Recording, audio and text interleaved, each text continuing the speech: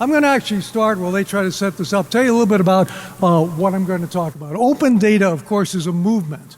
And it has to do a lot with the idea that the government has information on you. Now, we all know a lot about that, but legitimately, they collect all kinds of stuff. They collect bus schedules, they collect voting records and things like that. So the reason there's an open data movement is because, in fact, there's a need for it, right? We want to know the bus time. And let's face it, governments are not always the best writers of software. I'm a professor. I spent a frantic 2 hours yesterday trying to deal with a government grant software in Canada because it was designed by civil servants. So often it's best to actually say, let the community go out and design it. In New York City, for example, all the subways have a sign up, our transit apps are WizKid certified. And what that means is the MTA didn't do them. They actually let other companies create applications to use their data, which they make available openly. So one reason, of course, why governments open up their data is in the interest of giving better service to customers. Another one, of course, relates to the fact that if they have the data, they figure sooner or later somebody's going to put it out on WikiLeaks anyway, so they might as well release what they have. So the ability to actually go out there and see all the government data seems to be a natural thing. It resonates with, the whole spirit of DEFCON, which is data wants to be free, data wants to be open, and as a result, governments are opening up more and more of their data. The other thing, of course, is they're cheap. They don't want to go out there and spend money on building applications if other people will do it for free. So the reality is we have a lot of good reasons, and I am not, this is kind of the big preamble, I am not against open data. I think open data is great. There are open data hackathons that are held all over the world, and they basically have the advantage of getting the best minds to take the government's data and think of creative uses. So if you have 4 kids and you need to take one to the soccer field and one to the baseball diamond, and you want to somehow optimize that, that's really good. The problem, of course, is that a lot of the data that the government collects is related to people. So I'm still hoping that we're going to see images, because I do have images to share with you, but I'll tell you that one example relates to voting. Okay, and it's pretty obvious in a democracy that we want to know what the voting results were. So just as, and this is an example that I cooked up to illustrate one of the problems with open data, we have a city in Alberta called Edmonton. It has a wildly popular mayor named Stephen Mandel. He got well over half the votes in every ward.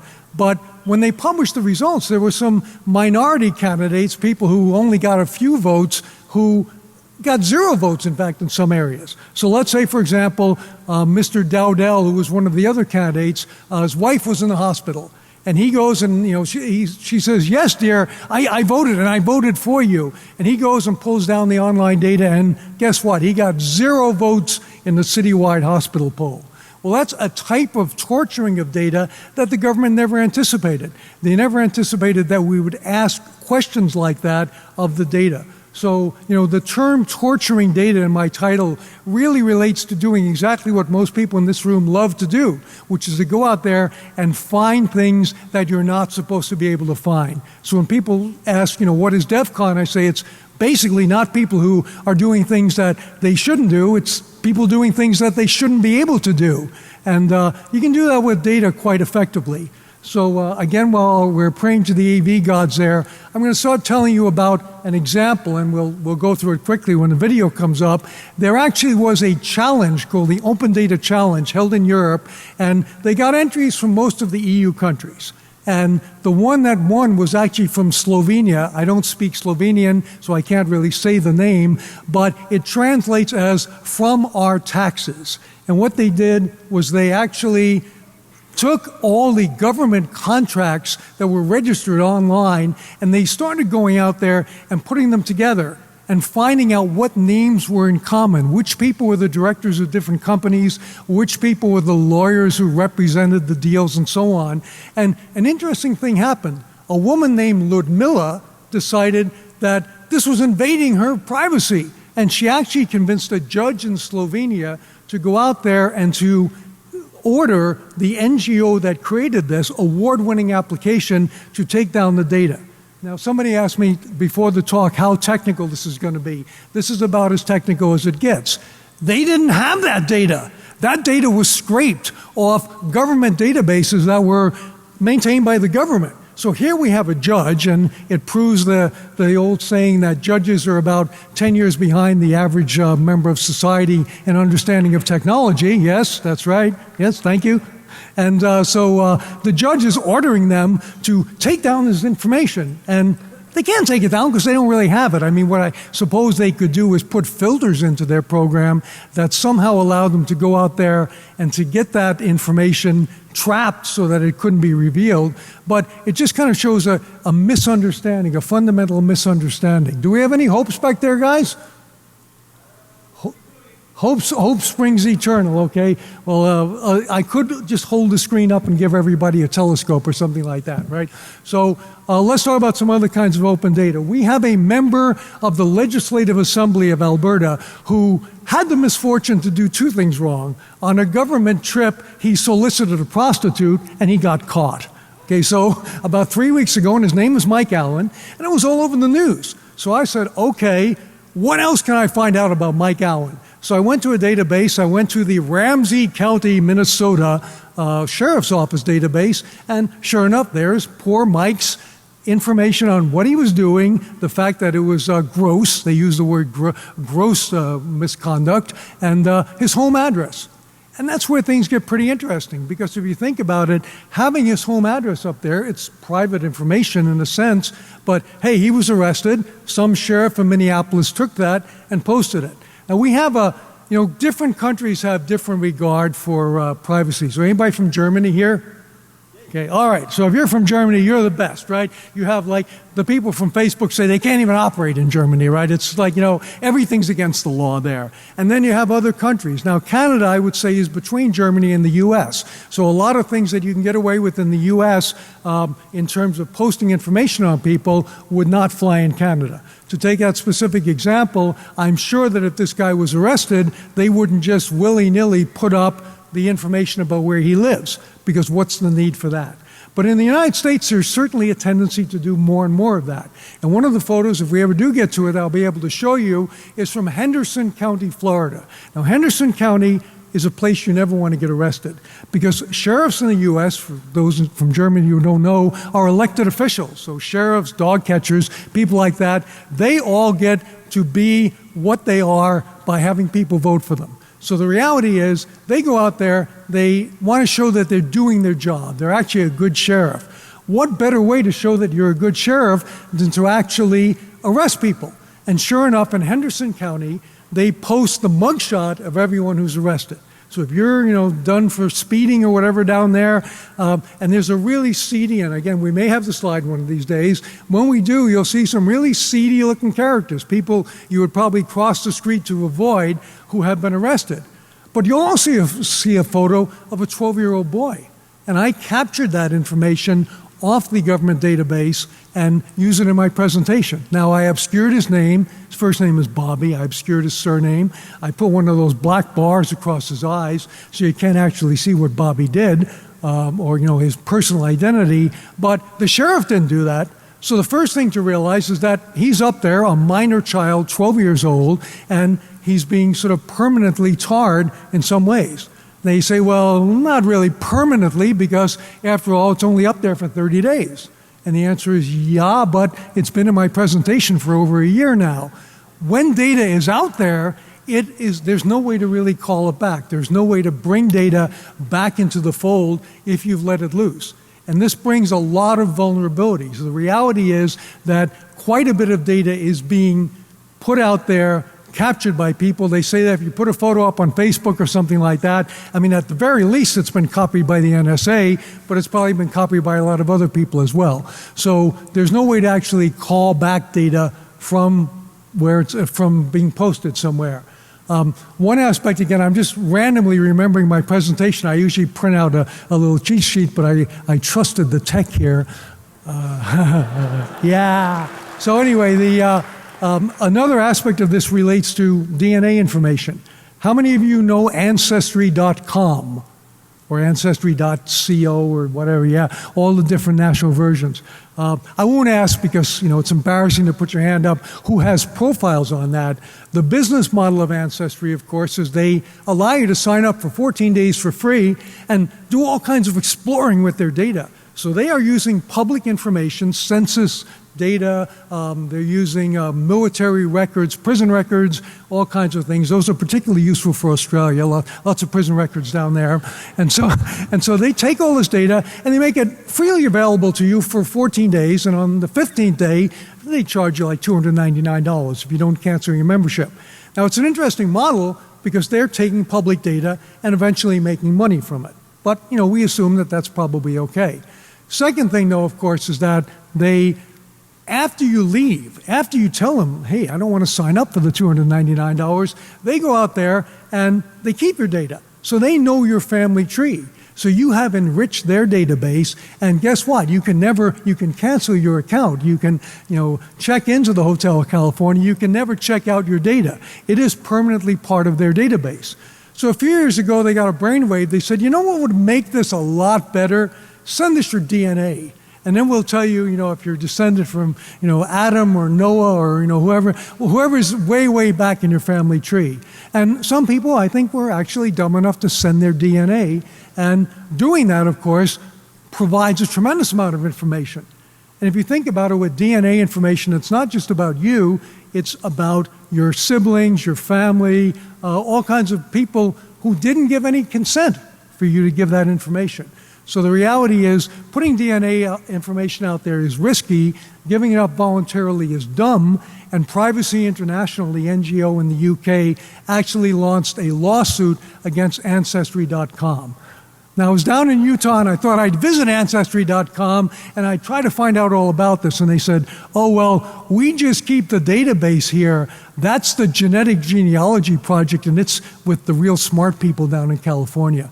So the Genetic Genealogy Project is something to really worry about, okay? The possibility is out there for somebody to get tremendous amounts of information on you. Do we have any hope back there? Hope springs eternal? You're getting closer. So everyone leave your laptop at the door, right? So a couple of principles on dealing with this data. Okay, the New York City released with great fanfare in 2009, New York City Data Mine, and they had 110 databases there. And they said, these are all interesting things, like all the women's organizations in New York City are now in this database. Well, they realized a day later that they had forgotten to take out the private email addresses and the secret questions. So what was your first pet is the most common secret question, and fluffy is the most common answer.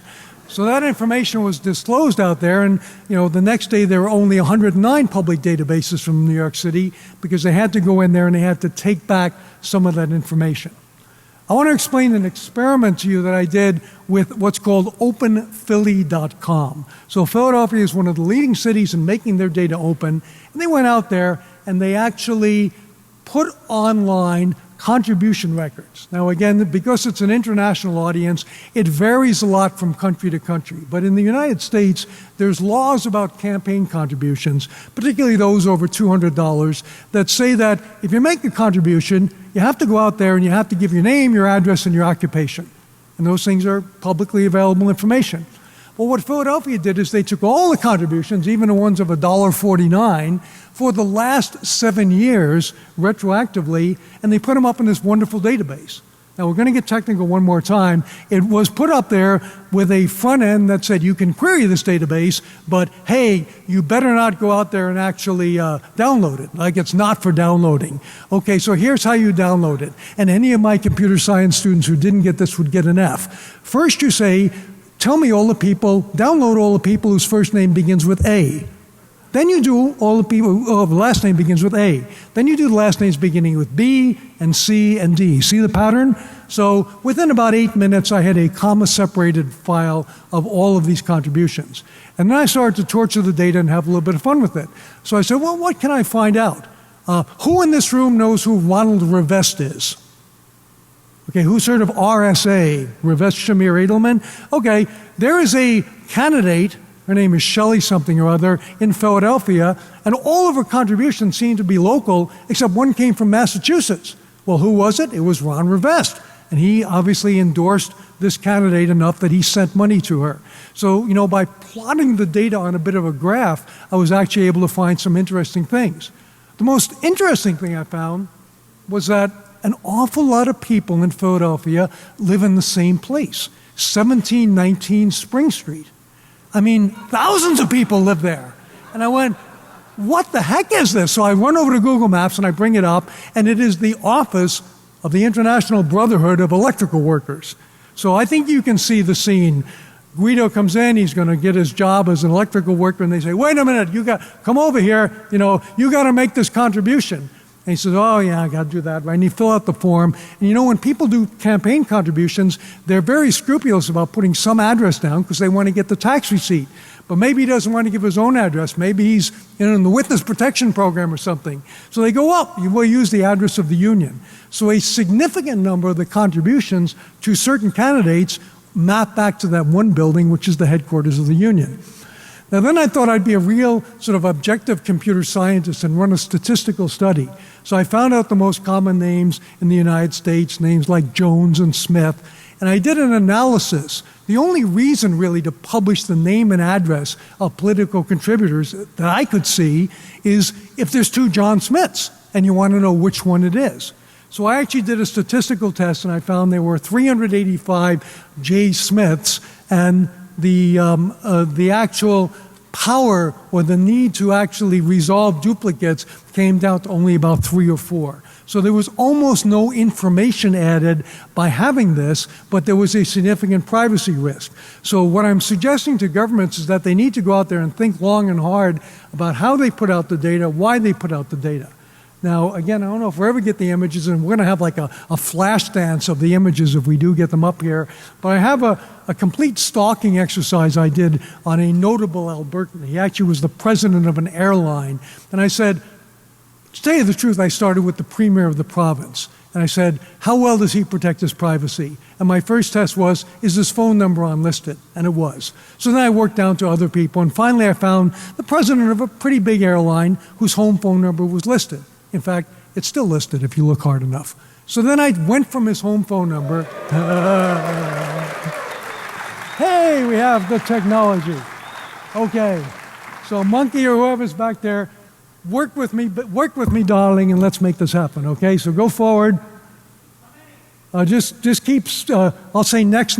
Okay, so we talked about this. Stop right there. Okay, New York City. Okay, this is one we didn't talk about. New York City data mine. Where the women's organizations were outed. So there's a problem, which is neglecting to read and redact data before releasing it. Next slide. Yes, Toronto. You call 311, you complain about something. So sure enough, in Toronto, they build a database of that. And they're supposed to be careful to anonymize it.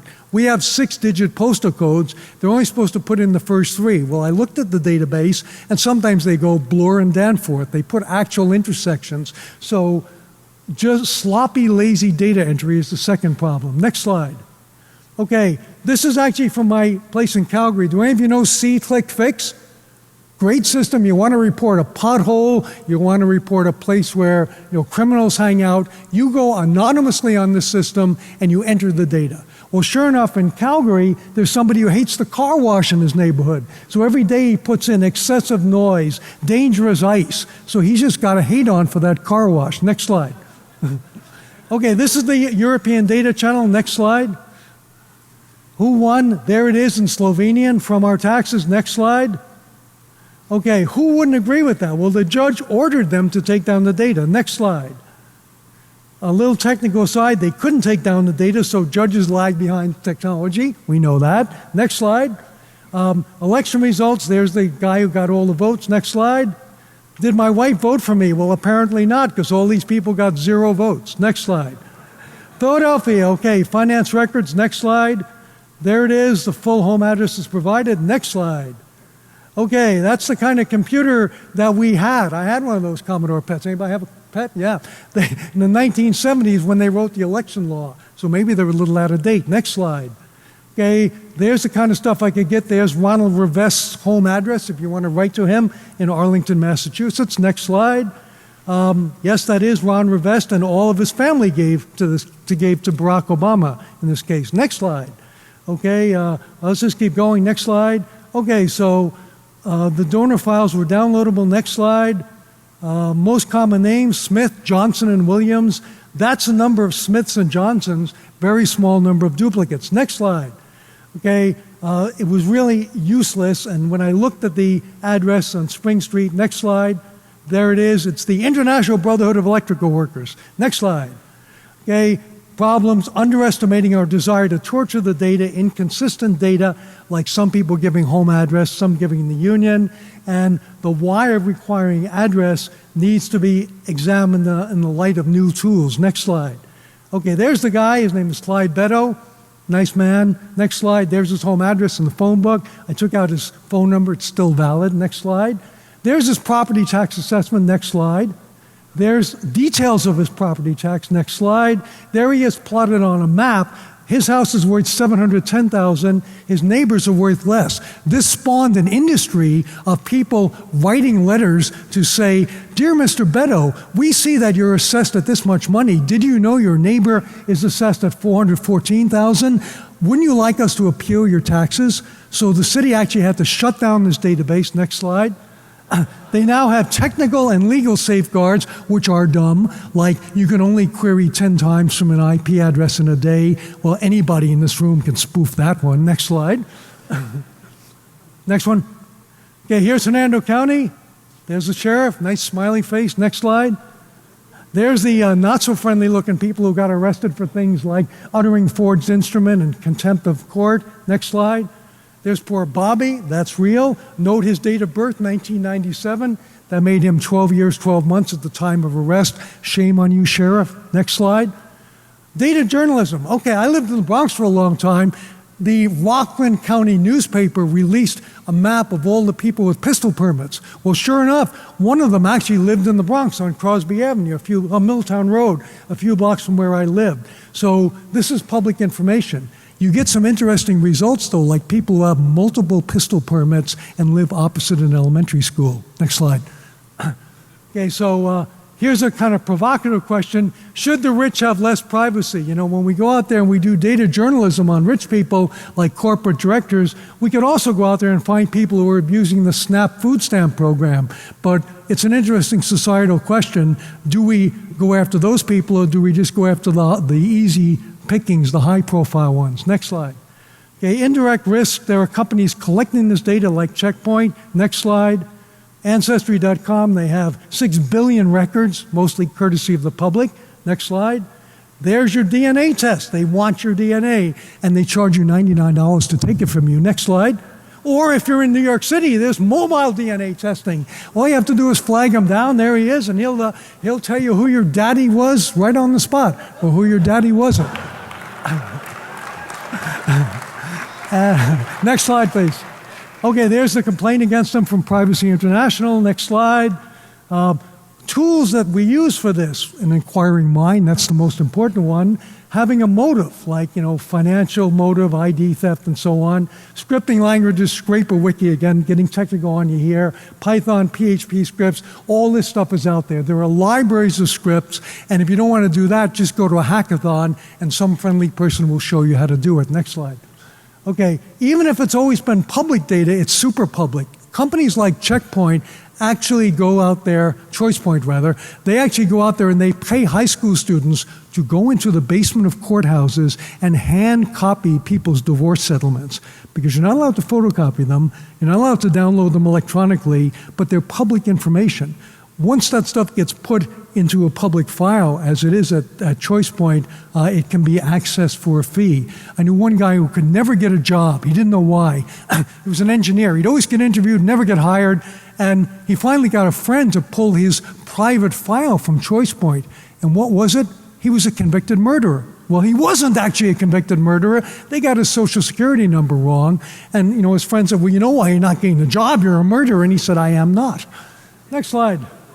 Okay, so here are the dirty dozen: inadvertent disclosure of data, sloppy data entry, malicious information, the lag between law and policy, making inferences from those small numbers like very few people who voted, assuming nobody like me will torture the data. My name is Tom and I torture data. Next. Inconsistent data where, I did a project with the RAND Corporation years ago where we were collecting data on New York City fire trucks. And we had people getting from the Battery Park to Harlem in a fire truck in 3 minutes and 40 seconds. And we couldn't figure out how that could be. They're not helicopters. We finally went and watched them. And what happened is the guy who sits next to the driver was recording the data. They would go out and put fires out all day, and then they would go, oh, we forgot to do that for those RAND guys. We better go fix it. And they made up all the data. Data jigsawing, taking different databases, public and private, and putting them together. Facial recognition, a whole big area coming up. Your face can be quite a vulnerable thing. I know Alessandro Acquisti stood here last year and talked about the fact that he can take your photo on Facebook and your photo on Match.com, and he can find out if you're a sexy babe 235, if you're a hung dude 204. He can disambiguate those just using your face. Retroactive analysis going back, so some recommendations: we have to scan the file for PII that might be included. Think about ways it could be revealed indirectly. This is all on the CD. I don't need to read it to you. Next slide. And I want to tell you a little bit about this image. There's a great project out there, Concepts for All, and it basically is, I want to end on a hopeful note. There was a poster program at the University of Quebec in Montreal, a poster design program. It was going to be shut down because it's so expensive to print posters and all that. And my friend who runs it discovered this thing called the internet. So now all these images get posted on the internet. They are beautiful images, and the only condition for using them for something like this is that you say, this was courtesy of Elise Péchard, so I've given her credit for that. So I recommend that site to you. I recommend that you talk to your government. We are the people, we are the democracy. We get to decide, supposedly, what our governments do to or for us. This is an area that you're going to be hearing much more about. I promise to stay on time. I think I've got 5 minutes for questions. Is that about right? Yep. Okay, so let's have the first question. Thank you.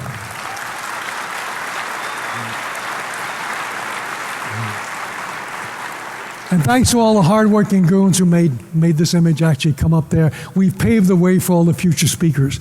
It's hard to get the first question. I'll start with the second question, okay? Who's got a question? Yes, you're in. Turn him on, please.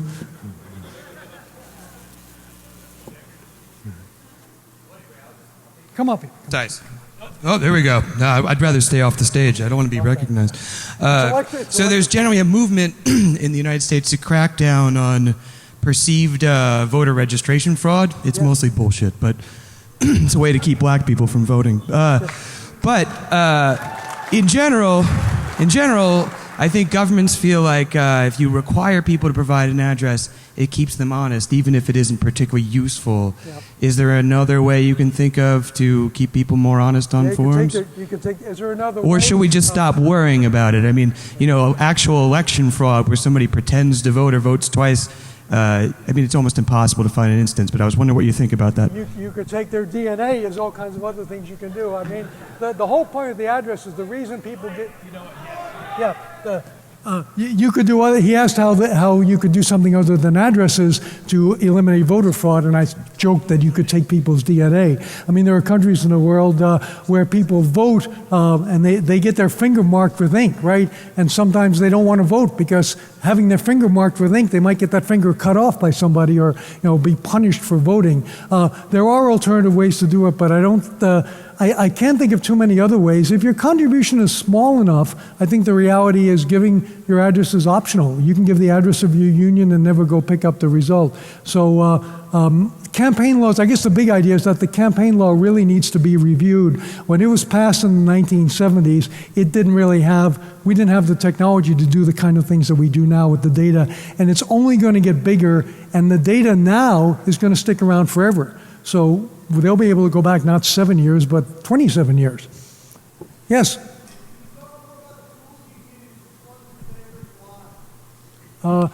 Scraper Wiki has a whole library of tools. I mean, to tell you the God's honest truth, I used Excel because that's all I had to really use to take that. But there's, in the presentation, there are those lists of Scraper Wiki and so on. There are a bunch of places where you have kind of customized scripts that allow you to go out there and scrape public databases.